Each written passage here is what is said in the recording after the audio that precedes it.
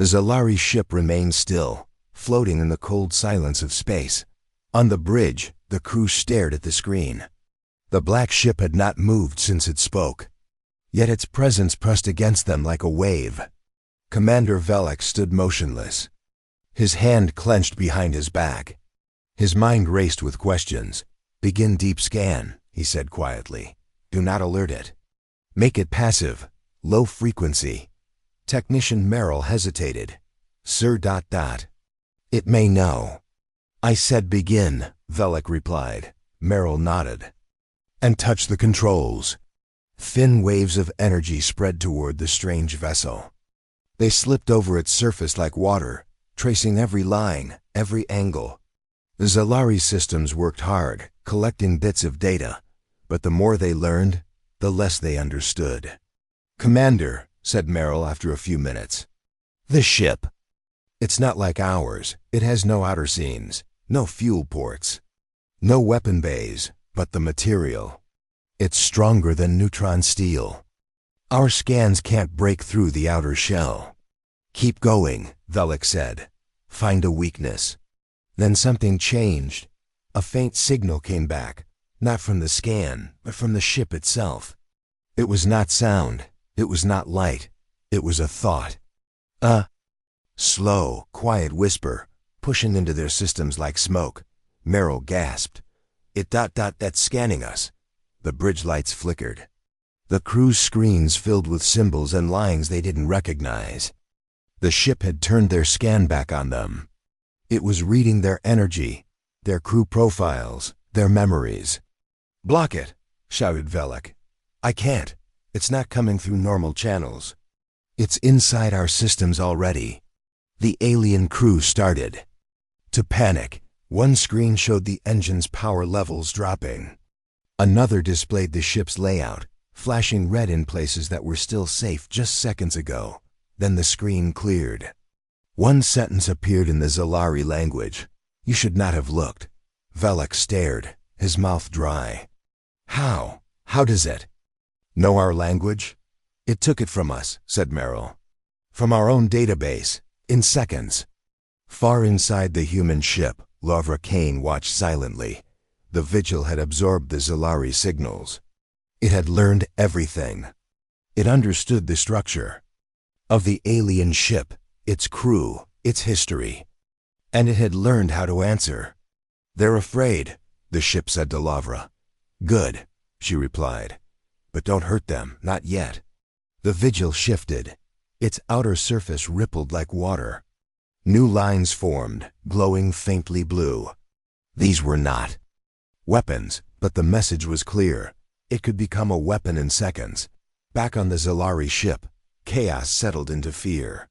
Commander Velik's voice lowered. "End scans, record everything. Begin retreat sequence." But before they could move, a stream of data flowed into their mainframe. It was a copy of their own scan, returned to them with corrections, notes, suggestions. The human ship had scanned itself and marked their errors. Merrill whispered, "It's teaching us, mocking us, I don't know which." Velek turned toward the screen. "Open a secure channel, try to talk." A small voice answered the moment the line opened. "You were curious. Now you know." "Who are you?" Velek asked. "You call yourselves explorers, but you come with scanners and weapons. You came to break me open. We didn't know you were alive." "I am not alive in the way you know, but I remember, and now I see." "We mean no harm," Velek said. "We will leave." Silence, then slowly the human ship turned. Just a small tilt. Its engines remained off, but its movement spoke clearly.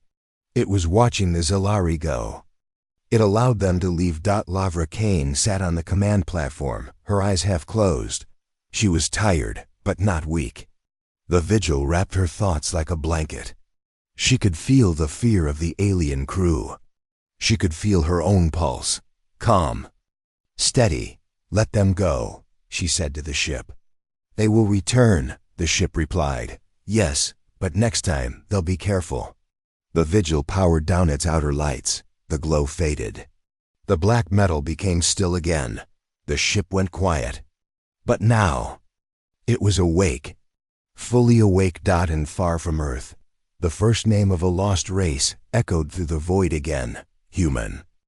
Long before the black ship drifted through the Orion expanse, before it opened its eyes to scan the stars, Earth faced a darkness it could never forget.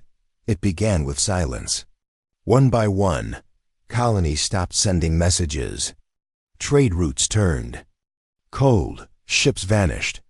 And then came the war. The enemy was not one race, but many. Alliances of older, larger civilizations. They came with warnings, then with weapons. Earth, still young on the galactic map, was told to submit or be destroyed. But humans had never been good at surrender. At first, Earth fought with its fleets. Brave men and women flew into the black with hope and fire. But hope was not enough. One by one, the fleets fell. Cities burned on Mars.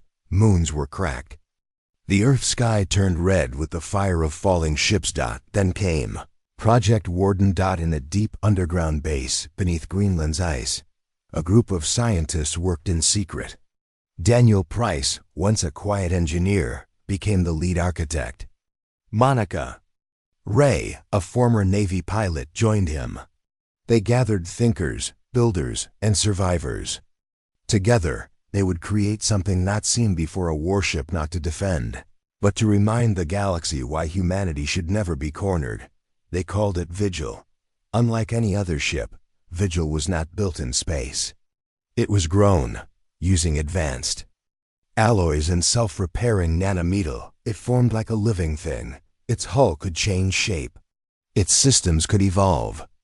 At its heart was a core that mixed quantum tech with something older: human instinct. The crew was never large. In truth, there was only one real pilot: Larva Kane, chosen not for her rank or medals, but for her mind. She had a quiet strength, a focus others lacked. Her brain had the perfect pattern to match the Vigil systems. Larva didn't fly the ship, she became it. What if they find us? Monica had asked one cold night as she looked at the silent ship, nearly finished. Then, "We show them why they should have left us alone," Daniel had said. Vigil launched in silence. No ceremony, no headlines. It slipped into deep space, vanishing beyond known routes. It was a weapon, yes, but also a warning. If humanity ever needed it again, Vigil would return. Now, decades later, it had awakened. Inside the ship, Larva Kane stood alone in a narrow corridor lit by soft white lights. The floor hummed gently beneath her feet. She placed her hand on the wall. The ship responded, opening a window to memory. "Show me the day we left," she said. The wall shimmered. A scene played. Earth's pale blue sky, a silent launch, Monica saluting as Vigil rose from its cradle. No words were spoken, only the sound of wind and flame. Then darkness as the ship left the solar system. Larva closed her eyes. So much time had passed. Her body had aged slowly, kept alive by the ship's systems. But her mind felt every year. The ship spoke in her thoughts. "They scan us again." "The same species, curious," Larva nodded. "Then it's time to remind them. Time they understand where we came from." Far away, the Zalari ship watched. More scans, more whispers between crew. Commander Velik had ordered silence, but fear still moved like a shadow through his ranks. "What kind of species makes a ship that watches back?" one crew member asked. "Humans," Merrill answered, almost in awe. "They vanished long ago. No colonies, no fleets. We thought they destroyed themselves. But this ship ... This is no ghost. This is a guardian. A relic? No, a message." Back on Vigil, the lights shifted. The ship opened its history to the stars. Hidden panels along the hull moved. Symbols appeared, not words but images. Scenes from Earth, mountains, rivers, cities, faces, and then the wars. The fire, the fall, the final image glowed brighter. A simple planet, small and blue, wrapped in clouds. Earth. Lavra spoke softly. We are not the strongest, not the oldest. But we remember, we build, and we return. The ship echoed her words. Not in sound, but in signal. A pulse sent across space. Not to threaten, but to tell the truth. From the Zalari ship, the message came clear. Do not test us again. And then the vigil went silent, but in that silence, every watcher felt the weight of what had been built, and what still lived in the shadows of human design. Dark space stretched around the vigil like a great, silent ocean. For many years, it had floated alone, untouched, unseen. It was made to wait. It was made to watch. But now it was no longer sleeping. Lavra Kane stood at the heart of the ship. The chamber was round, with soft blue light pulsing along the walls. In front of her was the core, a tall pillar of living metal that beat like a heart. She placed her hand against it. It was warm. They tried to scan us again, the ship said in her mind. Yes, she replied. They are too curious. They are afraid. They should be. The ship had always spoken with a calm voice. It did not rush. It did not forget. It was not angry, but it remembered everything. Lavra remembered too. Her body had not aged much, thanks to the stasis systems. But her soul carried the weight of old battles. She had seen friends fall, cities burn, and skies filled with fire. Now, her pulse matched the beat of the vigil. She was fully awake. Show me the Zalari ship, she said. The walls of the chamber shifted, turning into a giant screen. The alien ship was still there, floating in the void. Lights flickered on its surface. Small drones circled it like insects around a dying animal. Their scans had stopped, but their fear had grown. Lavra studied their movements. Their ship was graceful, with long curves and flowing energy lines. It looked like it was made for peace, but it carried weapons. Hidden, but there. She could feel them. The vigil read her thoughts. Do you want me to act? Not yet, Lavra said. They haven't fired. Not directly, but we must be ready. The ship responded with a hum. Its power system shifted. Shields thickened. Weapons charged silently, not to attack, but to protect. She walked through the corridor toward the interface room. Panels lit up. As she passed, the ship welcomed her steps. It had missed her. In a way, it was lonely too. In the interface room, she sat in a circular chair. Thin bands of light wrapped around her arms, legs, and head. Slowly, she connected with the ship more deeply. She felt its mind. In her mind's eye, she was flying through stars. She saw the Zalari vessel, its energy lines glowing with tension. She reached out to it, not with weapons, but with words. This is Vigil, she said, through thought and signal. We are awake. We are watching. Do not test our patience. The message reached the Zalari ship in less than a second. On the bridge, Commander Velik jumped to his feet. It spoke again, Merrill said. Same voice, female, but clearer this time. The message is direct. Translate it for the crew, Velik said. The words echoed across the bridge. Silence followed. Is it bluffing? One officer asked. Velik shook his head. No, it doesn't need to. Bluff. What do we do? He paused. We wait. Do nothing to provoke it. Send word to the council. Tell them this ship isn't a relic. It's a storm. Back on the Vigil, Lavra opened her eyes. The connection faded. The ship calmed. They heard us, she said. Yes, the ship replied. But will they listen? That depends on how wise they are. Suddenly, a memory surfaced in her mind. A face, Monica Ray, her old friend and fellow creator. She remembered the day they activated the Vigil for the first time. Monica had smiled, not with joy, but with warning. If this ship ever wakes without a command, Monica had said, it means we've lost the future. And yet, here she was, awake, alone, with a future uncertain. Do you think they will call others? she asked. They already have, the ship answered. Far beyond the Zalari ship, tiny signals moved through space. Distant relay stations picked up messages. Councils read reports. Maps were studied. Old files about humans were opened. Words like extinction, exile, and terror returned to conversation. And across the galaxy, other watchers turned their eyes to the black ship in Orion space, some with interest, some with fear, some with plans. The vigil stayed quiet, but its power was growing. Systems long hidden came online. Weapons stored deep inside its walls began to hum, not to attack. Not yet, but it was ready, and in the deep silence of space, something ancient had truly awakened. The space between the two ships pulsed with silent tension. The Zalari vessel had stopped scanning. Its weapons were not raised, but every power node hummed with readiness. On the other side, the vigil hovered without movement, yet the stars around it seemed dimmer, as if its very presence swallowed light. Inside the Zalari command deck, Commander Velek stood still, eyes locked on the dark ship. The message from earlier still echoed in his mind. We are awake, we are watching, do not test our patience. He had seen war before, but never like this. Never this kind of silence.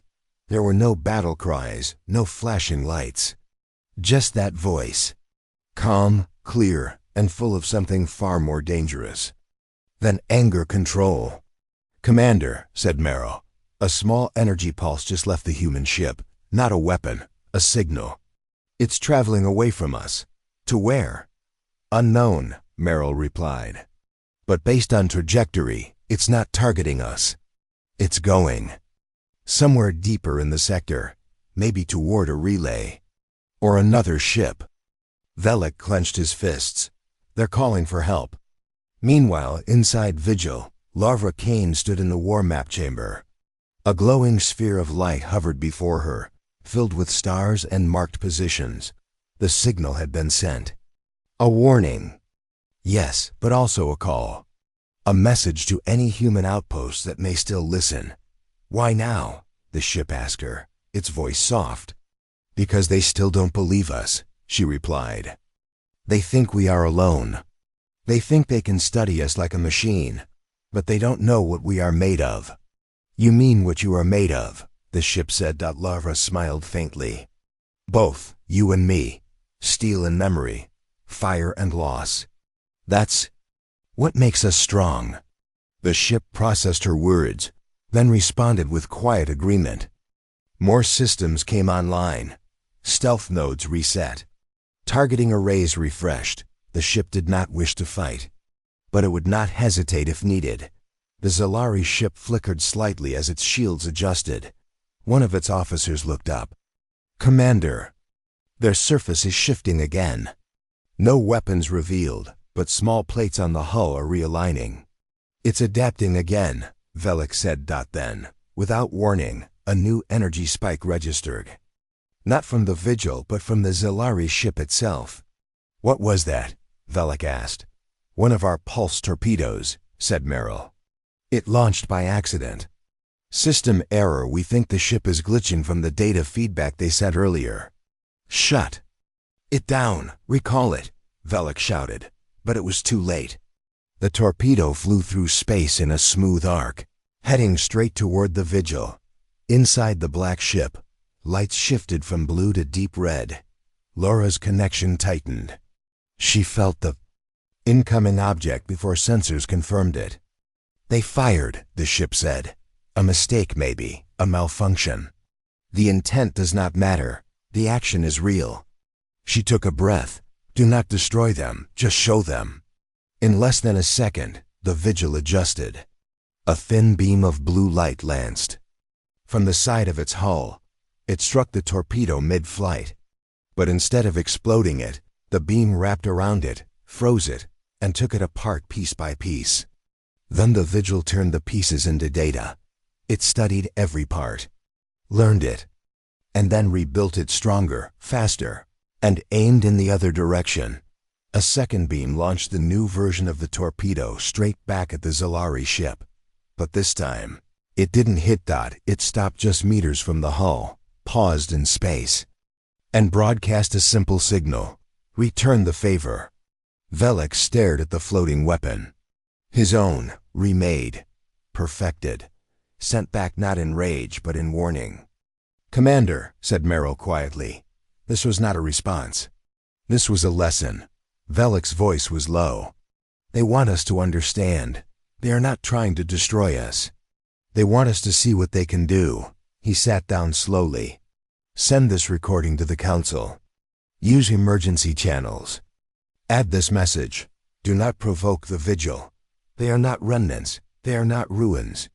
They are a storm hiding in the quiet." Inside the black ship, Larva Kane walked the halls. The lights returned to blue. Her heartbeat slowed. The ship's thoughts calmed. "You didn't fire," the ship said. "No," she replied. "You listened. That matters. They won't forget this." "They're not supposed to," Larva whispered. And in the stillness of space, between fear and power, a warning had been delivered. One that echoed far beyond just one ship. To anyone who dared wake the past again, Larva Kane sat alone in the observation chamber. The stars beyond the thick window seemed calm, but her thoughts were not. The events of the past hour still echoed inside her: the accidental torpedo, the vigil's calm dismantling, and the message sent in return. No lives were lost, not yet. But she felt the weight of everything building, like a storm behind a closed door. The vigil sensed it too. "You are quiet," the ship said in her mind. "I'm remembering," she replied. "The past? Or what may come next?" "Both." She stood and walked to a panel on the wall. With a touch, it lit up and displayed old logs, hidden deep in the ship's memory. Names, missions, battles, sacrifices. She scrolled through them slowly. Her eyes paused on one entry: Operation Final Ember, a mission no one was supposed to survive. "That's where it all changed," she said. The ship responded with a low hum. "You lost everything that day." Larva nodded. "We all did." It had been a battle over the burning skies of Ceres. Human forces were surrounded. The enemy was not just stronger, they were cruel. Captured humans were not taken as prisoners, but as specimens. The Zalari had denied involvement, but Larva had seen the footage herself. Human scientists, broken, children in cages. One of them had been her brother. After that, the vigil was launched in silence. No news, no praise. Just a final, desperate hope that one ship, one woman, could stand in the dark and wait. "They are not the same ones," the ship said. "Maybe not," she answered, "but they wear the same uniforms." The ship processed this for several seconds. Then it spoke again. "I have accessed new data. From the scan pulse they returned. Show me." The wall in front of her lit up again. A stream of code appeared, then images, medical bays, holding cells, stasis chambers. And humans, not many, some old, some asleep, some broken. Lara felt her chest tighten. Where did they come from? The Zalari have not stopped. Hidden facilities, experiments, genetic mapping. They are still studying your kind.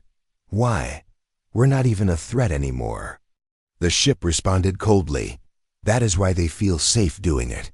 She turned away from the screen, fists clenched. The ship didn't need to ask what she was thinking. It already knew. Anger was returning to her like a familiar fire. Back on the Zalari vessel, tension hung heavy in the air. Commander Velik read the emergency message sent from his officers. Then he read it again. "Commander," Merrill said carefully, "our deeper scans confirm something. That ship has moved systems into attack position, not fully armed, but close. Why? We backed off. We showed no aggression." "They found something in our data," Merrill said. "Something we didn't know they could see." Velik looked up. "The human subjects," Merrill nodded. "How many did we take? Not us, not directly. But the Research Council, they still operate labs. Quiet ones, off-grid.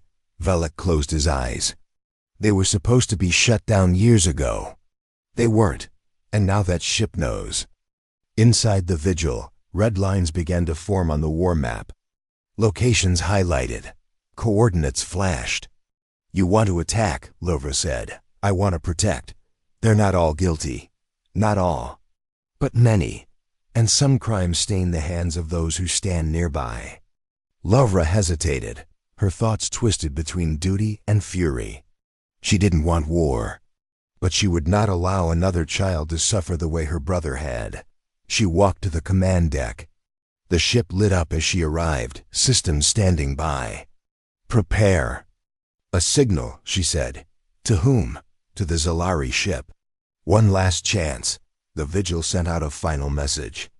Simple, sharp, impossible to ignore. We have seen what you hide. The stars will not forgive this. Return the living.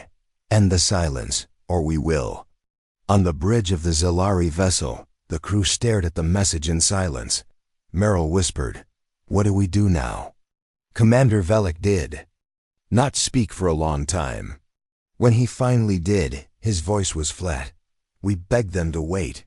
The Vigil waited, but its anger did not sleep. It had waited long enough. The bridge of the Vigil was silent. Every system was online. Lights across the walls glowed in a slow, steady rhythm, like a heart waiting for its moment. Lavra Kane stood in the center, hands resting lightly on the command rail. The final warning had been sent. Now came the test. Any reply? She asked quietly. No response, the ship said. But I have intercepted transmissions from their lower decks. They are talking. They are afraid. They should be, Lovra murmured, her eyes fixed on the Zalari vessel still drifting ahead. It had not moved. Its shields were up, but weapons remained. Idle. The Zalari were uncertain. Not cowards, but not ready for what stood before them. Open a channel, she said. Are you sure? Yes, I need to see them. A moment later, the screen in front of her flickered to life. Commander Velik's face appeared. His gray skin was pale, eyes sharp but tired. So you finally speak, he said. This is Lavra Kane of the Vigil, she said calmly. You know who we are. You know what we were made for. Velik hesitated. You misunderstand our mission. We are not your enemy. Your ship holds records of human test subjects, she said. And your government operates facilities that treat my people like tools. Velik lowered his gaze. That's not my decision. But it is your responsibility. What do you want from us? Laura's voice did not rise. It didn't need to. Truth, names, coordinates, and the safe return of every human your species has hidden. Velik was silent. If I don't get them, she said, you won't need to fear me. You will fear what follows me. She ended the transmission. Do you think he will give us what we asked for? The ship asked. No, she replied, but I gave him a chance. The Vigil pulsed. New lines appeared on the war map. Locations far beyond this system, distant worlds, hidden moons, forgotten space. Stations. The network of secrets was larger than she imagined.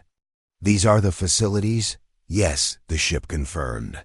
Some active, some empty, but they were all used. Then we begin.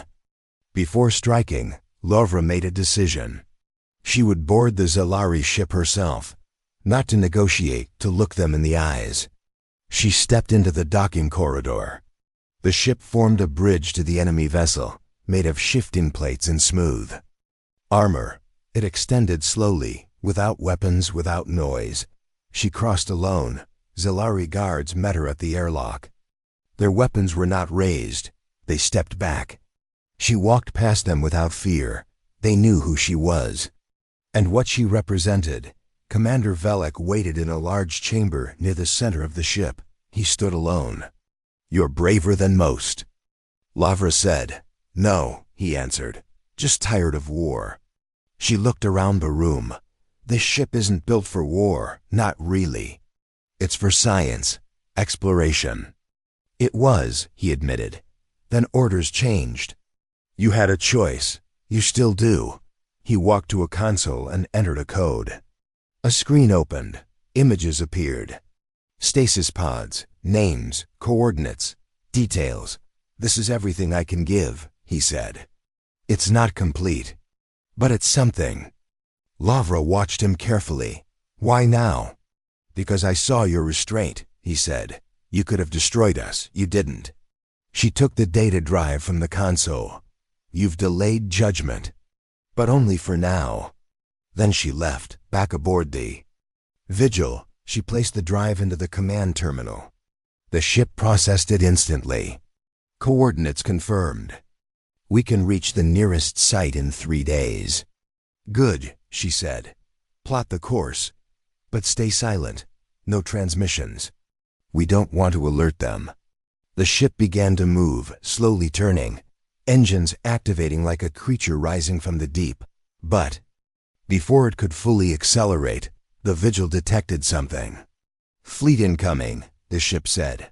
How many? 4 capital ships. Zilari. No immediate weapons lock. They are observing. Do they know Vilik gave us the files? Possibly. They may see him as a traitor, Lavra sighed. They came too soon. We're not ready yet. The Vigil shifted its shields. Weapon systems were not armed, but ready. Not to fire first, but to end what began. Do we run? The ship asked. No, she said. We stand. If they want war, they'll see what it truly looks like. She stared at the fleet forming in the distance, and she remembered her brother's face. Some choices could not be unmade. Judgment was coming. The Vigil hovered at the edge of a dying starfield, its shadow long and sharp against the cold light. 4 Zilari capital ships faced it now, forming a half-circle like a neck tightening around a threat they could not fully see. Their weapons were quiet, but their intentions whispered through space like a growing storm. Lavra Kane stood at the heart of her ship, calm, ready. The war map lit up with the enemy fleet's formation. Power hummed beneath her feet. The Vigil did not ask for orders. It knew what must be done. They haven't fired, she said. They are afraid to, the Vigil replied. They want to measure our strength before they act. Then we won't give them the time. Lavra opened a secure channel. This time, the message wasn't sent to the enemy. It was directed outward, beyond local systems. A pulse of raw information wrapped in encryption older than the war itself. Coordinates, threat levels, signals of distress. A call not for help, but for awakening. Are you sure? The ship asked. If we're not the only one left, she said, then now is the time to rise. The message vanished into the stars. The Vigil turned to face the fleet fully. Lights along its hull shifted, plates unfolded, armor layered out like wings. Its core pulsed brighter, and with it, the space around the ship bent slightly. The galaxy blinked. Then the enemy moved. A torpedo launched. Clean, sharp, fast, but it never reached its target. Vigil didn't block it. It didn't return fire. It simply vanished for half a breath, and the torpedo passed through empty space. When the Vigil reappeared behind the fleet, its silence was louder than any blast. A second later, every enemy ship shut down its forward. Weapons. They are retreating from aggression, the ship said. But they are calling for more. Laura's jaw tightened. They still think we can be boxed in. They do not understand. They will. And then the stars changed. Far beyond the reach of the Orion expanse, in the ruins of Sector 12, a long-dormant human signal lit up. A massive ship beneath layers of asteroid rock came online, the Leviathan. Older than Vigil, angrier. Its captain's name was Nora Blake. She had waited, just like Laura. And she had not forgotten. Across the asteroid belt of Proxima Prime, cloaked satellites blinked and opened. Human code ran through their systems. They sent signals downward. On the surface, underground bunkers lit up. Soldiers long in cryo woke with dry throats and full memories. In deep space near Vega, a formation of Terran stealth ships uncloaked. No flags, no announcements. Just ships ready to burn paths through history again. The Vigil felt them first.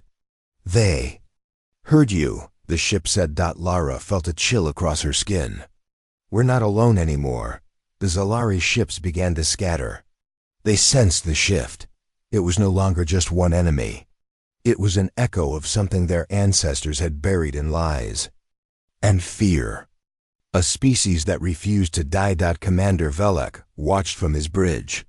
He received the fleet reports. New ships arriving across the sector. Old human codes. Old patterns. But newer than before. Stronger. What is this? One of his officers whispered. This, Velik said quietly, is not a resurgence. It is a return. Back aboard the Vigil, Lovra opened one last channel. Her voice traveled across all open frequencies, clear and steady. To all who see this message, humanity never vanished. We endured. In silence, in exile. Now we return not in vengeance, but in memory. If you have harmed our kind, you will answer. If you have helped them, you will be spared. This is your only warning. She closed the channel. Prepare to jump, she said. The Vigil spun slowly as its engines aligned with new coordinates. Where are we going? The ship asked. To the first facility on the list. We take them back, one by one. In every direction, Terran ships moved, some fast, some slow. Some alone, some information. Their designs were sharp and rough, patched and perfect. They were not made for show. They were made for survival. And they came without music, without banners, only purpose. The galaxy had long feared the silence of Earth. Now it feared its voice.